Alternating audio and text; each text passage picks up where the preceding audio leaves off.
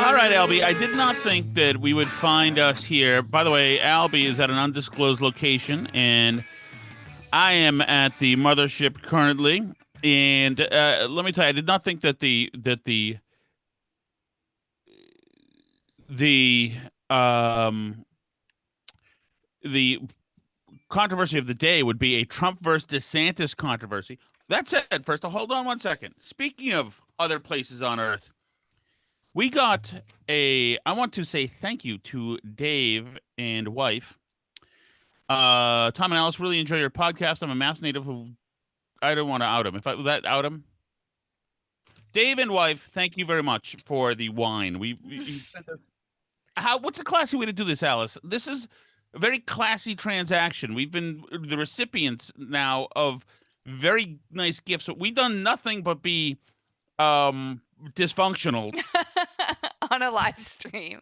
right, So to receive. So but I mean but we don't know maybe the right people way to just feel bad for us at some maybe that's point. what it is. I We don't don't know. know we We don't seem know. like people who need wine. I don't know. Yeah, yes, yeah. And but Alice, as soon as she returns here, I assure you we'll put a dent in this. And thank you so much, Thank Dave. you. Dave and wife. It is a case of wine. It's beautiful. It's from St. Francis Winery and Vineyards, and it looks absolutely gorgeous. I cannot wait till I see Alice Shattuck when she returns to me in a couple of days, and we will share a toast.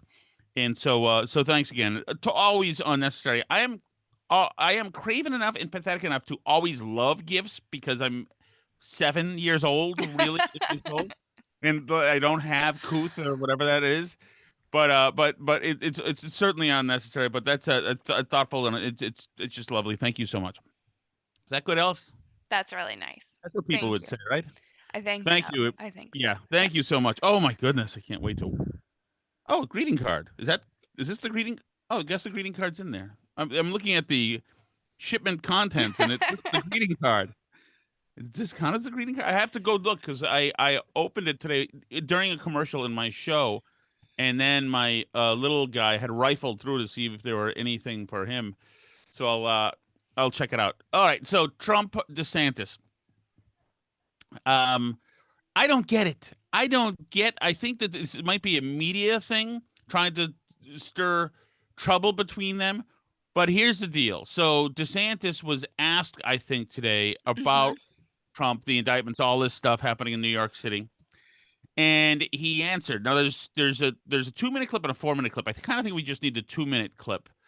Um, and now people are shocked and in very in a panic almost because they're saying that DeSantis undermined Trump or stuck it to him somehow.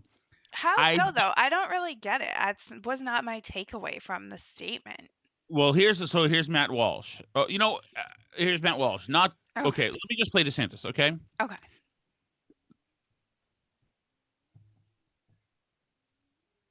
give me a I second. can't hear it. I can't hear it either. Okay. So Just I want- checking. Just checking. I'm like, is my setup wrong? okay, and getting involved in some type of manufactured circus by some Soros DA. Okay? He's trying to do a political spectacle. He's trying to virtue signal for his base. I've got real issues I got to deal with here in the state of Florida. We're obviously shutting down CBDC, which is important. We've got so many things pending in front of the legislature. I've got to spend my time on issues that actually matter to people. I can't spend my time worrying about things of that nature. So we're not going to be involved in it in any way. I'm fighting for Floridians, and I'm fighting back against Biden. That's what I do every single day. all right. Let me play the fuller cut because actually that didn't capture what I wanted to gather. But even with that, Matt Walsh says not good. DeSantis should vow not to extradite Trump and promise to fight this malicious prosecution. The right thing to do, and it benefits him politically to be in a So, position where Trump is relying on him for help. A win-win across the board. Unforced error here.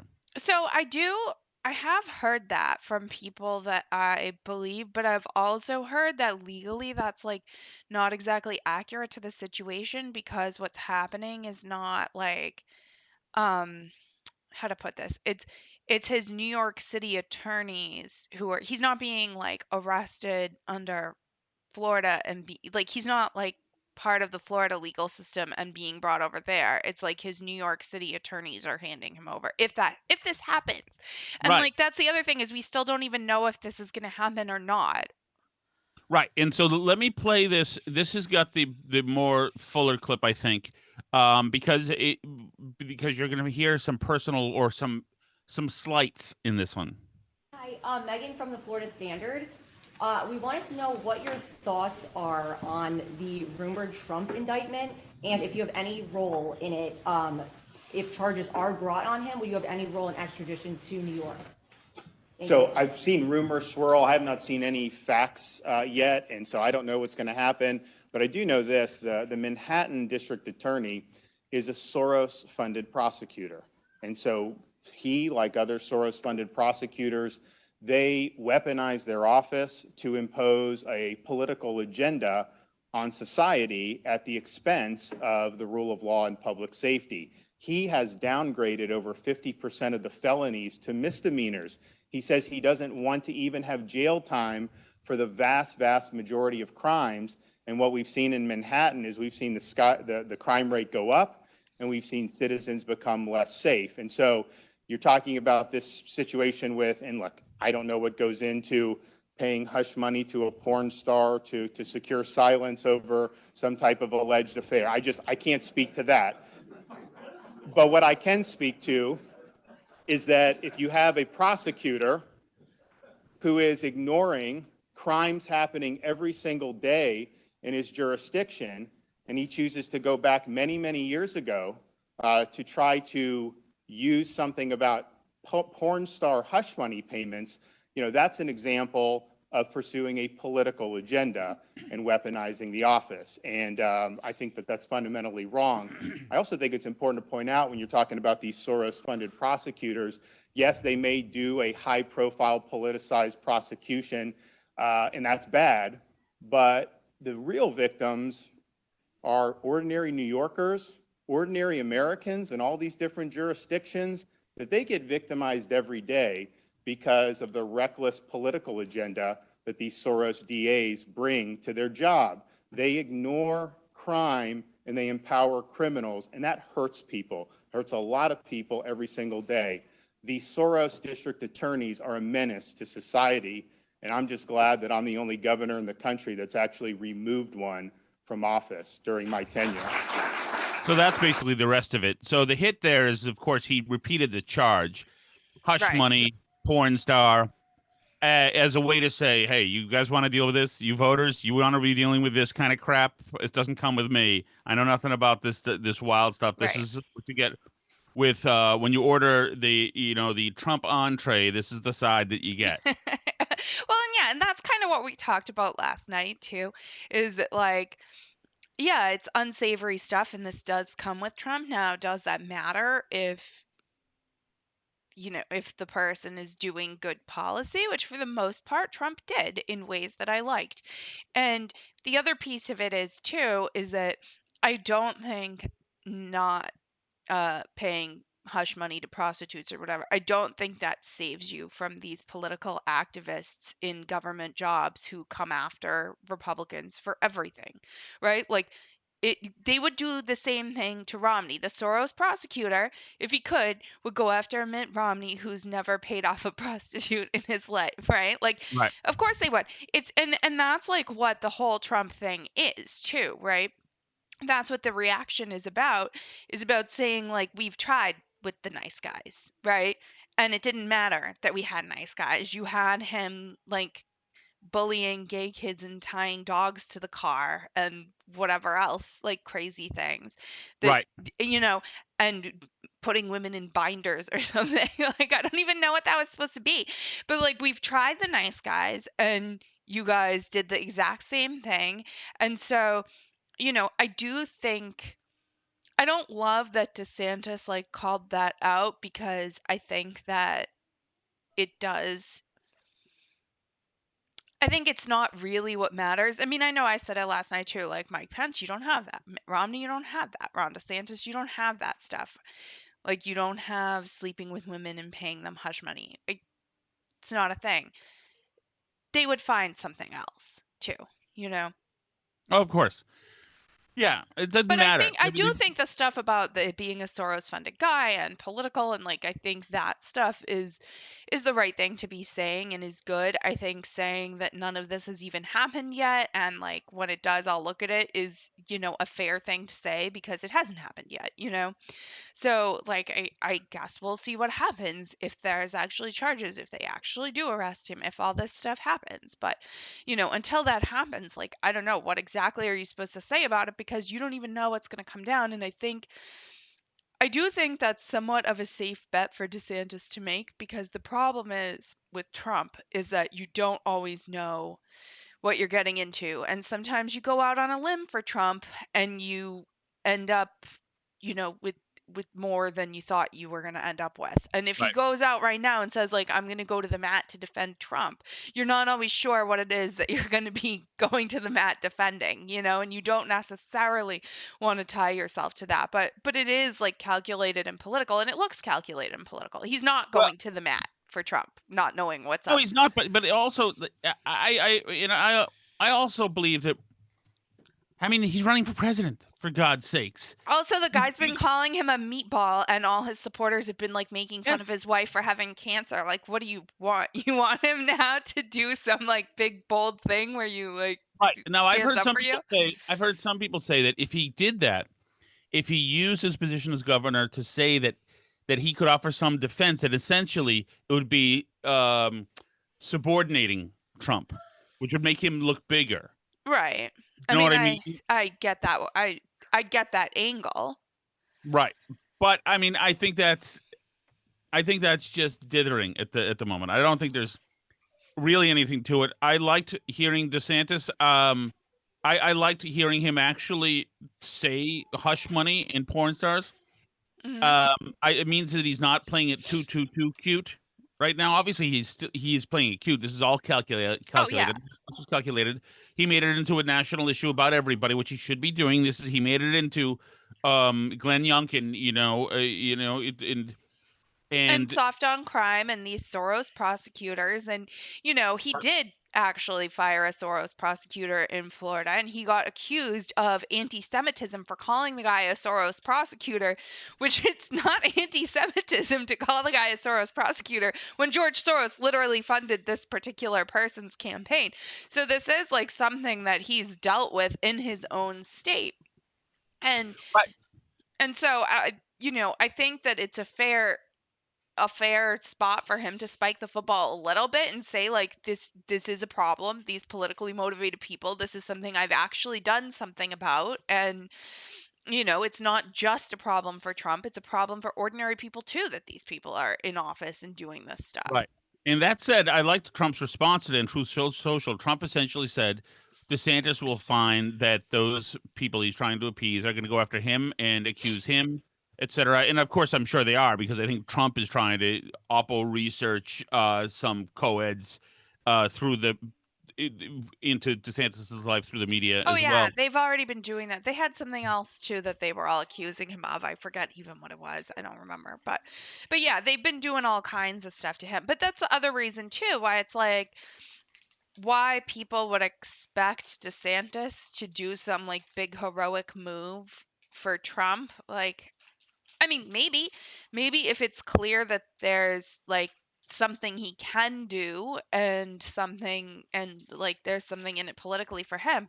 But, like for Trump personally, the guy's been trashing him for months now. Like, what do you want? Yeah, no, I've got no problem with it. But it is true. But Trump is I do right, think also obviously, that these people will come after you. You can't like yeah, win. and But I don't think Ron DeSantis is necessarily trying to appease the left here either. I think No. he's trying to play it safe while he sees what's going on and knows what the right move is here. Yeah, well, and not only that, but um, on the merits, it is total BS. These are making crime, parlaying this into a narrative about crime and Democrats and New York City, etc. by DeSantis is very national. It's very stumpy. It's right where he should be. Americans do not like crime, do not like these weak people. DeSantis is has absolutely proven that Yeah. he is effective in this stuff and he gets it. And so I like that. And I think that's important. And also, DeSantis is right. The thing in New York is ridiculous. Going after Trump for paying hush money, it's not even a felony. They can't do anything. And then to like we said last night, to try to roll this into this campaign finance thing, I wouldn't be surprised if this thing got thrown out. I mean, it's just there's nothing to it. Alvin Bragg had said months ago that he couldn't find anything in Trump. He let it go. He caught crap for it, so he reignited this thing. There's nothing Right. to it. Right. And obviously, this is all like the culmination of a whole thing that liberals have been trying to do forever. And this is not what they envisioned. A campaign finance technical violation misdemeanor was not. They wanted like crimes against humanity and like insurrection incitement and and collusion with Russia and like all these things. They've been fantasizing, like literally I see people that I know that I like think of as semi-reasonable normal human beings who like do normal stuff, posting on Facebook about how they can't wait for Trump to be dragged away in handcuffs. Like for years, they've been posting this stuff in a way like they really believe it. Like arrest miss was trending on Twitter today. Like they have a mental problem, and like they don't care how they get there. They're just dying to get Trump in an orange jumpsuit, like whatever way they possibly can. They can't Yeah. wait. Like that's what this is about. It's like a psychological thing. I do think that I do think that Democrats want him to be the nominee and want him to be as damaged as possible as the nominee and divisive as possible. I think they think that helps them, especially if Biden is their nominee, which is looking like more and more like he probably will be at this point. So, I mean, as far as they're concerned, it's like win, win, win, but it's it's obviously political. It's been political all along, and I mean, they all know it too. They all know it. They've wanted this since since before the guy was inaugurated. Oh yeah, that's absolutely true. Hang on one second. I'm trying to find there's a Rich Lowry piece in Politico today. I believe it's Politico about this subject. Yeah. Opinion. Republicans are delusional if they think Biden will be easy to beat. The power of the incumbency and a Trumpified GOP give the Biden the advantage in 2024. At this juncture, no one else in the country is as likely to be president of the United States come January 2025 as Joe Biden. Republicans telling themselves otherwise are engaged in self-delusion. There was a palpable sense during the midterms that Republicans were playing with house money. In other words, that the political environment was so favorable that they could afford to make poor choices and still succeed. That was a mistake last year, and absent something terrible befalling Biden or the country over the next 2 years, it's a mistake when thinking about 2024. Biden's not a dead man walking. He's an old man getting around stiffly. Biden is vulnerable, but certainly electable, diminished, but still capable of delivering a message, uninspiring, but unthreatening. No one is going to mistake him for a world beater. In the Real Clear Politics polling average, he leads Donald Trump by a whopping 0.8%. If his job approval has been ticking up, it's still only at 44%. He walks as if he's only one step away from a bad fall. And an NBC poll earlier in the year found that just 28% of people think he has the mental and physical health necessary to be president. That said, he's in the office and no one else is. Incumbency bestows important advantages. The sitting president is highly visible, is the only civilian in the country who gets saluted by Marines walking out of his door every day, has established a certain threshold ability to do the job, and can wield awesome powers to help his cause and that of his party. Since 1992, Trump is the only incumbent to have lost, failing to join Bill Clinton, George W. Bush, and Barack Obama as reelected incumbents. Biden was never going to be the next LBJ or FDR, as a cadre of historians had seemingly convinced him early in his presidency. But he punched above his weight legislatively during his first 2 years, getting more out of a tied Senate and slender House majority than looked realistically possible. He's set up to have the advantage in this year's momentous debt limit fight, since it's hard to see how congressional Democrats aren't united and congressional Republicans divided. Biden's age is a liability for him, but comes with a significant benefit. He does not look or sound like a radical any more than the average elderly parent or grandparent. This has enabled him to govern from the left. He would have spent even more of the first 2 years if he could have without appearing threatening or wild eyed. He hasn't restored normality to Washington so much as familiarity as the old hand who has been there since 1973 and made his first attempt at national office in 1988. Since the midterms and likely in anticipation of a reelection campaign, Biden, who usually does whatever his party wants him to do, has shown a small independent streak.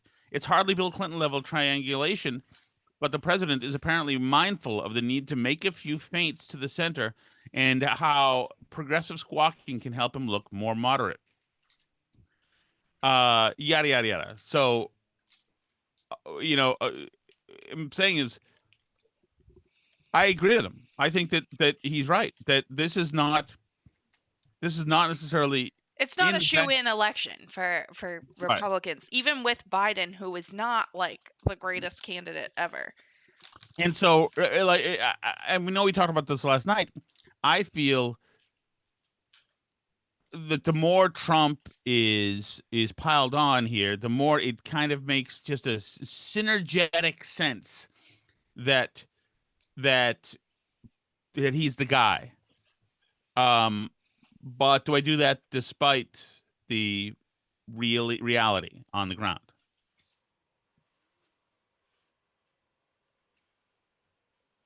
Sorry, say that last part again. I get the feeling that there is a synergetic sense that Trump should be the guy if the establishment is attacking him. But do I do that despite the reality on the ground? Yeah, sorry. Anson, did you press a button or something over there? Something's making a sound. Sorry. It's okay. Did you hit It's the okay. button? It's okay. Don't sweat it. So yeah. So one, and I think that some of you guys are feeling the same way. And I've gotten messages about this, and I got phone calls today as well Like at the coffee from maker? people saying What's making it's the got to be sound? Trump now because they're all going after him because there's these constituencies of not only politicians but institutions, people in the executive branch, whoever, who are going after Trump. And that way, it only makes sense that if that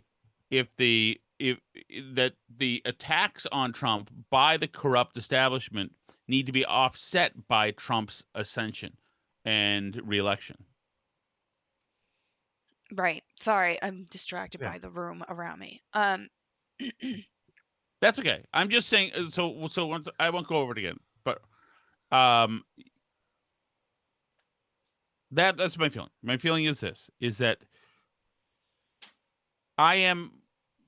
The more I see them going after this guy, unless DeSantis can be the guy who protects, who fights in the name of Trump, which he kind of did today, as a matter of fact.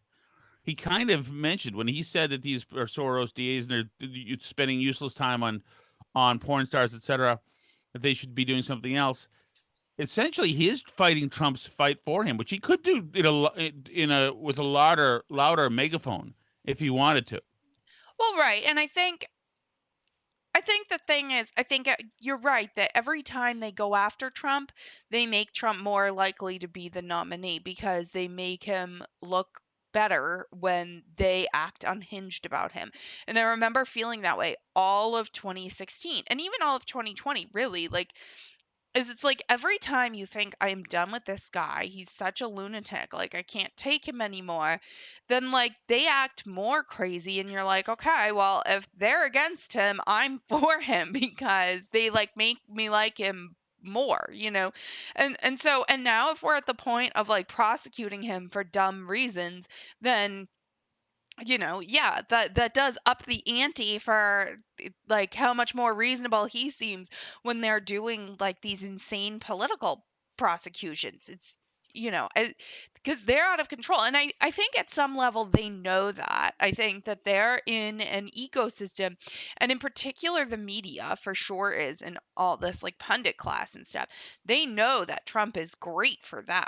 So they would much rather, the people at the New York Times and CNN and the Washington Post and all these people would much, much rather have Trump as the Republican nominee than Right. DeSantis, because they know that that is money for them, that they can freak out nonstop for the next year and a half if Trump is the front runner and the eventual nominee about like fascism and all this stuff. I mean, not that they won't do the same thing with DeSantis, but for some reason, like Trump just gets people going in a way that like normal humans don't. Like it's tougher to believe that DeSantis is like an arch fascist somehow. He doesn't elicit the same reaction in like normal suburbanites. He ate the pudding with his fingers out. Hitler used to do. I guess so. So another thing in the news cycle today is a really bizarre thing. Mhm. This reporter, Simon Ateba, who's a reporter from Africa, I think. Yeah, and he's been very, very critical of the administration and Karine Jean-Pierre and He's stuff. been rather. He's been. I think we played him a He couple lost his credentials, I believe. right, but we played him a couple months ago or something, or weeks ago, and he's been a little bit bizarre. Yeah. He's a fairly bizarre dude, and there are some dudes in that room who are just nuts. And yeah, and so today the White House, and I don't understand what the thought. The White House has a cast of Ted Lasso there. Yeah, I saw Biden was tweeting like the Believe thing from Ted Lasso. Like he has the thing up, like he put that like Believe thing above the door, like and was like one day when like the new season was coming. I don't Mhm. watch Ted Lasso, so I don't know any of this. The only other thing I know about it is I think wasn't it Mitt Romney and Kirsten Sinema had like matching Halloween costumes from Ted Lasso, and the left was mad that she would like coordinate Halloween costumes with him. I don't know. I don't know. I don't watch the show. I don't follow it. I'm not interested in it. I don't know what we're doing, but okay. The Ted Lasso people were at the White House. Go ahead. Hold on 1 second. I gotta find something here. I'm missing Yeah. something. I mean, supposedly it's a good show, but I don't watch a lot of TV shows. I don't do a lot of that. I'm the last person on earth who uses text documents to take notes, and I can't find mine now. It's horrifying to Your me because notes I'm are gonna need it. gone. My Awaken 180 stuff was on there. It's all on there. I'm screwed without this. It's going to be like our passwords are there. Yeah, they are. Yeah, I know. I've been in that everything is text there. document. My early lawyer Our mortgage stuff was number. there. Yeah. Okay, here we go. So Okay. this is the Ted Lasso people saying about it, including Jason Sudeikis, who slept with everybody in Hollywood. Everybody between Jason Sudeikis and John Mayer has slept with every in Hollywood. I don't get it, but I get the John Mayer thing. I don't get the Sudeikis thing. Yeah, right. You're right. You're here for me. Refer me. No. That's not. We're not doing this. We're not doing this. We're not doing this. We're not doing this. From across the room. You've been discriminating against me and discriminating against some people in the briefing room. And I'm saying that this is the US, this is not China, this is not Russia. This is not Russia. Okay. What you are doing, you are making a mockery of the First Amendment. Decorum, please. It's been 7 months. You've not called on me. Decorum, please. This is the. He's saying you haven't called on me for 7 months. The other members of the White House press corps are yelling at him. Have some decorum. You know my messages. I'm saying that that's not right. That's not right. Fun times. Welcome, guys. Welcome. Welcome to the press briefing room. Okay. This is not right. Sir, let it go. Let it go. Are we ready? Are we going to behave? While many folks. Decorum, Please. Simon. Simon. Sorry to our guests. We apologize. Yes, I apologize. I apologize. Okay. Yeah, right. So not shockingly, as we speak right now, this reporter is on Tucker Carlson. Oh, wow. So I don't know. Should we let our viewers and listeners go watch him on Tucker Carlson? No, they'll watch him. They'll watch him if they're not going to. I think that I know I'm supposed to love this, but I think this dude's probably nuts. And I don't think it's a good look to be when there's a bunch of inflation, bring Hollywood people in to have to do stuff. That said, if they're going to do a rollout at the outset of the press briefing and introduce the Ted Lasso people, let them introduce the Ted Lasso people or the LA Lakers or the New England Patriots or whoever it is. Well, it just makes them look bad. It's like a win. What do you mean? If you let the White House act like a bunch of elitist jerks hobnobbing with Hollywood and famous people, like, and saying let them eat cake about everything going wrong in the country and the crime and the inflation and whatever, then like it's like they look bad, like why interrupt them doing an optics mistake, basically is Yeah, what it yeah, I is. guess so. I guess that's right. Okay, another thing I want to mention here is, and this is from our friend Toast, by the way, who we need to Okay. hang with very soon, Alice, who's got a Yeah, lovely grandchild. Have you seen this baby? I have on Twitter. Very adorable. Lucy's baby? She's, I mean, or is it? It's a boy, right? A girl. Oh, is she a girl? I can't tell with babies. I don't know, but it's very good looking. You can't Very, tell. very. Well, I don't whatever. know things, Okay. Alice. I don't take up on clues, but a very good looking baby, and I'm pleased. This is an Anacostia resident who was talking to Dr. Fauci, who's making the rounds today. Mhm. Guys doing what vaccine? Oh, I haven't gotten it yet. I'm waiting for them to be able to. Oh, you should get it first. Okay, that way you won't give it to them. Oh, I thought I would give it to them if I get it. No, not at all. In fact, we got to get you vaccinated so that if you were to get infected, you could pass it on to them. So you're actually protecting your family by getting vaccinated. Well, I heard that it doesn't cure it and it doesn't stop you from getting it. No. So On the very, very, very rare chance. Literally everybody who's been vaccinated has gotten COVID now. Do you know anybody vaccinated who hasn't gotten COVID after being This dude is vaccinated? such an incredibly literally ballsy liar. everyone vaccinated has gotten COVID. So for him to say like very rare chance that you would get COVID, like everyone gets COVID now, okay? Like you can say reduces the severity for high risk people or something, but like you can I don't understand how anyone with a straight think- face can go Let me out there let and me tell you say something else. I don't think he wants to suggest there's any high risk people standing in front of him for obvious reasons. He doesn't want to go there, I don't think. Wait, but weren't we told that black people were higher risk To to start with the whole time? Well, but that's due to certain problems That's with just equity. systemic racism. Okay, Right. That's sorry. why he's in the neighborhood right now. But yes. Why don't black people trust the public health officials? It's a huge mystery because they're lying to your face. Could that be why? I mean, unbelievable ballsiness. Does he understand, by the way, that when they go around and they're like, we can't believe that people don't trust us?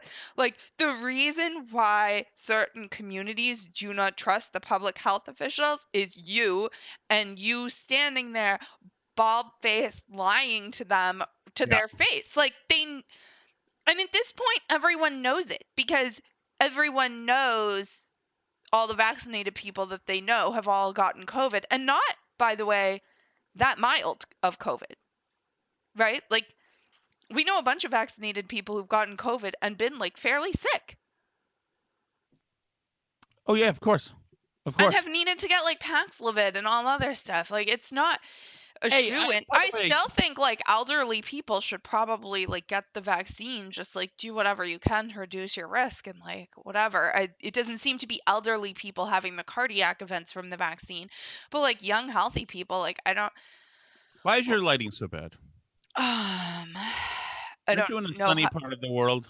I don't know how to answer that right now. But you look beautiful and Thanks. you look lovely, and I'm so happy to see you. It just seems like I'm happy to see you too. I know. But I wanted to say something. Oh, I have a problem. You know our mutual friend Rob Eno, who works for the Blaze? Yes. He's taking this anti-fat drug, this diabetes drug. Ozempic. Yeah. And he's Doesn't he like actually have diabetes though? Oh, he might. But he's dropping a bunch of weight. He's like down to 280. He's on my tail, Alice. I don't like Okay. this. I did a week in 180, and it took a couple of 100 cc's of discipline, and Eno's catching up to me, of the Blaze, our friend. Oh wow. What is this? Oh, because now Yeah, everybody's getting on Ozempic. Rumor is I'm that gonna hold on one DeSantis second. is on I Ozempic. stand out. No, really. I I've heard stand the out rumor. He's amongst lost my weight. Trump peers. has lost weight too. Yeah, it looks good. I stand out amongst my peers for doing something that takes commitment, etc. And now everybody else gets to be thin too, so there's no specialness and thin anymore. I don't like this. I want to be exclusive. Sorry. I want to be special, Alice. I want everybody else to be thin too. If everybody else is thin, I'm not thin. By the way, I've got my KMS shirt today. Today, sorry. Nice. Yeah, which didn't used to fit. Dave, yeah, he bought one of ours and I bought one of these. We got it when we get back, and I know that you're nowhere near the old mother road, but we need to get those other T-shirts up and running. There's a lot we need to do. Okay, Gonna need I a know. paragraph. I'm just saying that. I know. Hello, what's wrong? It's on the bar. Ask James to get it to you. I'll What? help. I But will in 4 minutes. Okay. Okay. Alice. What's the hot sauce? the hot sauce is Chelsea Fire Wicked Hot Sauce. You're so pretty. Jesus. Stop. Should I put I that in the feel cutting like room I've floor? been like run through the ringer today. So you've taken several planes, as usual with Alice Static. With Alice Static, you have It's to have never 16 easy. connections. This time you connected. You stayed in somewhere in the middle of the country, in maybe the greatest city in the world, and still had a layover of hours and hours and hours. And It's not. still, It wasn't bad. It wasn't bad. was I right about the chargers on the planes? There was no chargers on the planes. Oh, I was not right about the chargers. There's no. I told you. I've literally never been on a Southwest flight that had chargers on the plane. Give out the flight, Alice. It's You've it's not the talked to particular flight. Southwest flies lots of psychotic places. pseudo-employed people who would love to. Everyone knows that I'm a big Southwest fan. Ugh. But they don't have chargers on planes. I don't know if the fancy airlines that you like to fly Tell have you one thing, chargers my on the friend. plane. JetBlue is lousy with chargers everywhere, all over No, the place. they Can't also get away tell from you them. right when you get on. Remember, you had the fancy JetBlue headphones that you gave to our kids. Yeah. They like tell you on Southwest. They're like, you need to like if you're watching or listening to something, you need to do it with headphones. We do not have headphones for you on the plane. This thing is barely making right it off there. the ground. So No, Southwest is awesome. no, it's not. No, it's great. I love it. I love Yeah. it. Well, I mean, I mean, compared to I felt like very safe in the Aeroflot, air. it's awesome. None of my pilots seemed like diversity hires, so I don't know what the hell that means. I felt really good about how safe we were. Move on from your racism, please, and go right to the Okay. Chelsea Fire. Chelsea Fire Wicked Hot Sauce, great hot sauce, flavor and heat, both in one great sauce. You do not have to sacrifice. You also can do it on a diet. Great clean ingredients. Tom does it on Awaken 180. It's delicious. They also donate 5% of the proceeds to the Fallen Firefighters Foundation.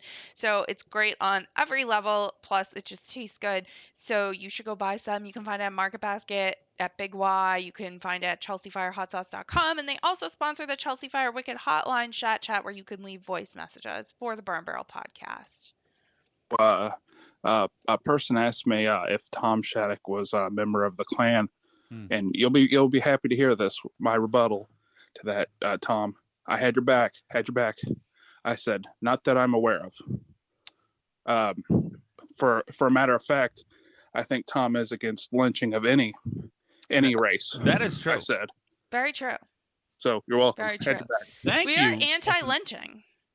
We're Regardless of anti-lynching. race, color, creed, national Yes. origin. By the way, do you have to pay dues to be in the Klan? I don't know how it works anymore nowadays. You don't know now anymore. You're younger. No.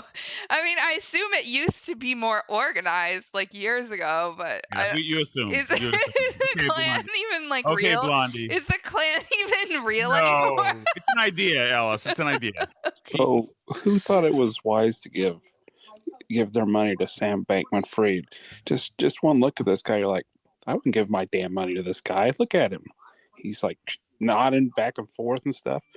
That's like giving your money to like a heroin addict or a coke addict. Agree 100%, Justin. Agree. And like some of them I kind of understand. Like I don't think it's like a particularly admirable quality, but I understand why stupid old men would give money to Elizabeth Holmes and I like just retweeted from you. Sorry. What? But do you know what I mean? Like, if you're confronted with Elizabeth Holmes and she's trying to Well- convince you that her idea, and you're like, wasn't there some like general that she tried? Like, if you're No, it was some George old Shultz, dude, I think the What? old Secretary of State, George Shultz. oh, okay, is that who it was? Yeah, but whatever. Like, The general too, there's but like, Alice, I can understand why elderly men would be taken in by Elizabeth Holmes. I'm with you, Justin. I don't understand how anyone's taken in by Sam Bankman-Fried. I know. Or Like, is who's into that? his harem is like even worse.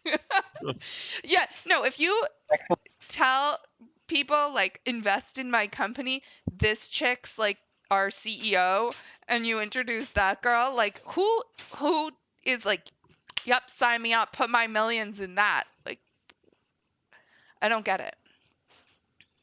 Excellent back and forth on last night's BBP. Appreciate it. Saw each of your viewpoints. I think you both made excellent points.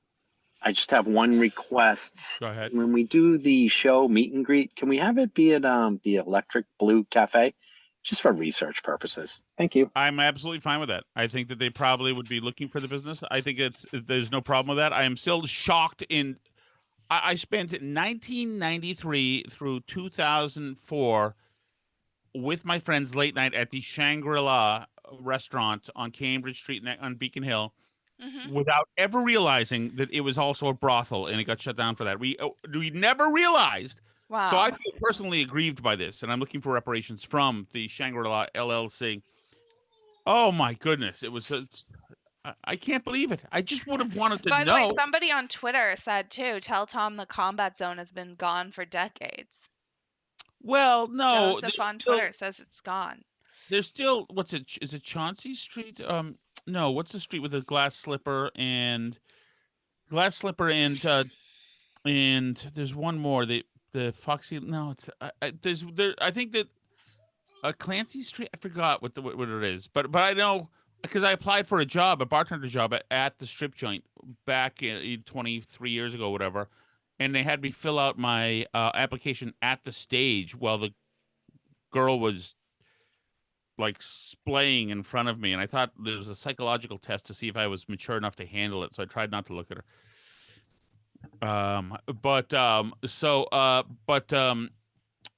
Yeah, no, but I know most of the zone is gone, but still still shady there. But yeah, we also went to the zone one time, and me and my friend Ted, I'll just say his name is that, and it's true, it is Ted. When we were like 18, and asked this dude to get us fake IDs because you could ask in front of whatever the place, a really popular place there was, a real big strip joint. We saw this dude and we asked him to get us fake IDs, and he took our money, had us take a cab to Mattapan. He got out of the cab, he sprinted away, the cab went away, and that was it. Okay. That was it. Not a great story, really. Maybe I should have left that one. But thank you, Tim. I was right on that yesterday. Alice the prude, the Puritan. I am a prude. I used to know people in high school that had a fake ID printer, and they wanted to like print me one so that I could go with them to Jillian's in Boston, and I refused because I was scared to use a fake ID. Oh, Jesus. Hey, Tom and Alice, I'm workshopping a song. I only got a little bit done. All right. Let me see what you think. Woods on fire. Joey's standing in a haze. Meanwhile, the folks are living rough through the days. Is it possible Justin can sing? Sounds pretty good. Yeah. Wow. He's a singing type of person. I just wanted to weigh in on the multiple partner discussion that was had yesterday. Yeah. I think people are marrying later in life, which I believe leads to the likelihood of them having had multiple partners. That sounds reasonable. I think that, to think that somebody at 30 years old is going to be the same as 21 years old is a little naive. Tying divorce to multiple partners really seems like a stretch. Yeah. It's with more just people statistically having true, had though. multiple partners and people getting divorced, somehow or other those statistics don't seem to work. I don't know. But one other thing for Tom is if Alice shows up in the same type of mood that she did today, grab one of those blue pills and go to town. What the Take care, hell? guys. See you later. In the name of whole Jesus Crispy. Did you hear that, Alice? Heard what he said. Phil is telling me to dominate you sexually to curtail your negative disposition. Wow. What do you mean? Are you offended? No. That's why you're very hot. I can't tell people what we did the other day, but it was just a look into your soul. Okay.